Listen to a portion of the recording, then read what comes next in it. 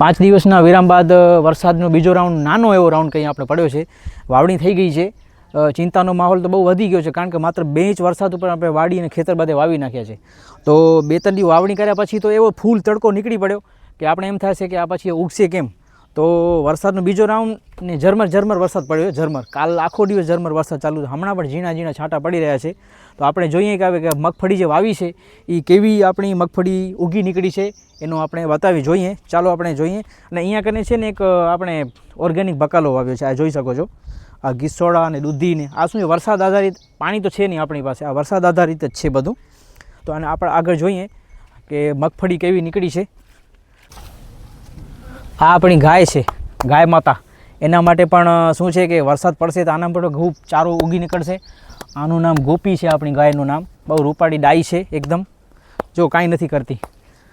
અહીંયા આપણે ગાય માટે છે ને, આપણે ગાયું ભેંસું છે ને ગાયો માટે તો અહીંયા ઝાર વાવી છે. અહીંયાથી કરીને ઠેઠ ત્યાં સુધી 2 ચાંસ અહીંયા ઝારના વાવ્યા છે. દેશી ઝાર એક ઠેકાણેથી મળી હતી. દેશી ઝાર વાવી નાખ જોઈ શકો છો. એ પણ આટલી થઈ આવી છે. કાલે જે વરસાદ પડ્યો ને ધીમી ધારે એનામાં, અને આ બાજુ મગફળી વાવી છે. એટલે મગફળી પણ એમાંથી છે ને એમાં દાણા નીકળી આવ્યા છે, અને સારા એવા દાણા નીકળી આવ્યા છે. આમ જોઈ શકો છો. હજી તો નીકળવાની તૈયારી જ છે. આ જો હજી આમાં કુંડા નીકળે છે આની અંદરથી. આ બધા નીકળી આવ્યા છે. આ કાલનો વરસાદ તો ચિંતાએ વધારી દીધી હતી, કારણ કે 2 દિવસ એવડો ફૂલ તડકો હતો, જબરદસ્ત તડકો હતો. વરસાદ પડ્યો ધીમી ધારે. કાલે આખો દિવસ ઝરમર વરસાદ હતો, ફૂલ વરસાદ નથી. ફૂલ વરસાદ માટે તો અમે હજી કચ્છવાસીઓ, એટલે કે આ બાજુનો પશ્ચિમ કચ્છ છે ને, માંડવી તાલુકો, એ બાજુ હજી તરસ્યા છીએ. રાપર બાજુ ખૂબ પડ્યો છે. અને આ બાજુ મગફળી સારી ઉગી નીકળી છે. અને આ મગફળી જે છે એ દેશી બિયારણ છે. દેશી બિયારણ એટલે અમે એને છે ને જીટું તો નહીં, જીટુવાળી નથી. આ દેશી મગફળી મઠડી કહીએ છીએ એને આપણે. મઠડી મગફળી દર વર્ષે અમે એ વાવીએ છીએ મગફળી. આ શું છે, સુખ દુઃખ ઝાલવાવાળી વસ્તુ છે. અને આગળ આપણે જોઈએ જે ઝાર વાવી છે તે નીકળી છે કે નહીં, આગળ જોઈ આવીએ ત્યાં. ચાલો તમને આપણે ત્યાં બતાવું. જો વરસાદ જે પડ્યો ને તો એના પર કેટલો નીલો ઘાસ ઉગી નીકળ્યો છે. આ બધો અઠવાડિયામાં આટલો ઘાસ ઉગ્યો છે. જો હજી બીજો વરસાદ પડશે તો એટલો બધો આ ઘાસથી આમ સમજી લો. આ જે છે ને બધો, આ જો આ બધા નીલા પાંદડા છે ને એ હમણાં નીકળ્યા છે. એકદમ નીલો છે. આખી વાડી નીલી છમ થઈ જશે. હજી પણ અહીંયા કેટલો નીલો ઘાસ ઉગી પડ્યો છે. આપણો વર્ષો જૂનો આંબલીનો ઝાડ, એમાં પણ કેટલા બધા ફૂલ આવી ગયા છે નવા. આ જોઈ શકો છો. આ લીમડો જે છે ને એના ઉપર ગયા વર્ષે વીજળી પડી હતી, તો આખો સુકાઈ ગયો. જો કાંઈ પાંદડો નથી ને, બધી છોડીઓ બધી ઉતરી ગયા એના ઉપર. એકદમ સુકાઈને ઠાંઠ થઈ ગયો છે. આના ઉપર વીજળી પડી હતી એટલે આ સુકાઈ ગયો. અહીંયાથી આખું સુકાઈ ગયો. કાંઈ નથી, લીમડાનો ઝાડ છે.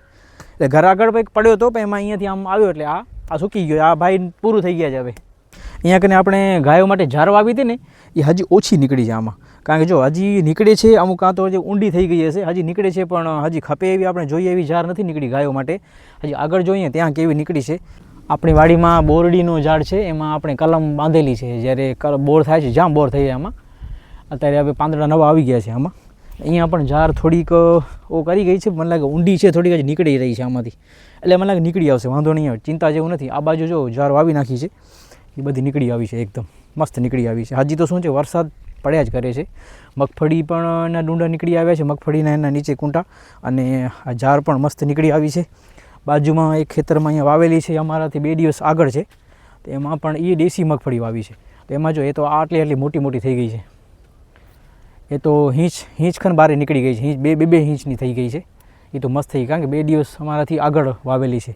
સામે બધા ખેતર વાવાઈ ગયા છે. મિત્રો આ જે લીમડો છે ને એ પણ ગયા વર્ષે વાવાઝોડો આવ્યો હતો ને ત્યારે પડી ગયો. હવે ઉપડે એવો નથી, એટલો વજનદાર છે એટલે રહી ગયો છે એમને. હવે વચમાં નડે છે, ભાવણા ભલે પડ્યો છે. અહીંયા પણ જે મગફળી છે ને વાવી છે ને એ એકદમ મસ્ત નીકળી આવી છે એકદમ. એટલે કોઈ, કારણ કે વરસાદ પડ્યો ને એટલે નીકળી આવી, નહીં તો એમાં ચિંતા વધી ગઈ હતી.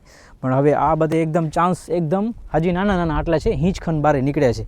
એટલે આવી જ આપણે આખી વાડીને આંટો મારતા જઈને આગળ જતા જઈએ. અને આ બાજુ કાળા વાદળો દેખાઈ રહ્યા છે.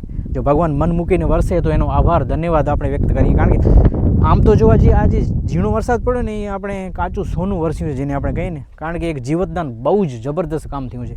કારણ કે જો ન થાત તો બહુ નુકસાન થઈ જાત. એકદમ સૂકો ઠાંઠ થઈ ગયો તો એમાં તો બધું એકદમ, હજી તો જો કેટલા આ બધા નીકળી આવે, કાંઈ નહોતો એકદમ, કાંઈ જ નહોતો. એકદમ સૂકો ભટ્ટ થઈ ગયો તો એમાં તો કેટલા બધા લીલાછમ થઈ ગયા. વચ્ચે પણ મને એમ જરાક લાગતું છે કે નહીં, પણ વચ્ચે પણ એકદમ મસ્ત ઉગી આવ્યા છે. દાણા સારા ઉગી આવ્યા છે. આ મગફળી, કારણ કે દેશી મગફળી છે ને દુઃખ સુખ ઝાલવાવાળી વસ્તુ છે. અને આપણે અહીંયાથી સીધા નીકળી જઈએ. હવે ભાઈ અહીંયાથી આ પગ દઈશ જો હમણાં પગ દઈ દીધું તે માથે અહીંયાથી નીકળી જાય ઘર તરફ કંઈ નીકળ્યું અહીંયાથી